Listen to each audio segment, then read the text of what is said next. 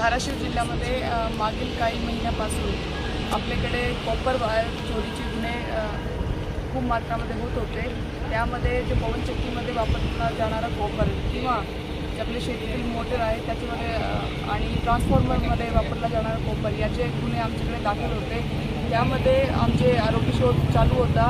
त्यामध्ये आज आपण इथे आमची LCBची टीमने 5 आरोपी त्यासोबत 3 वाहन 3 चारचाकी आणि 500 किलो कॉपर असा जप्त केलेला आहे।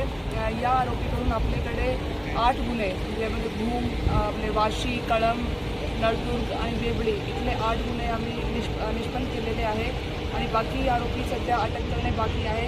या आरोपीवरती आम्ही जास्तीत जास्त स्ट्रिक्ट आपली पुढील कारवाई करणार आहात।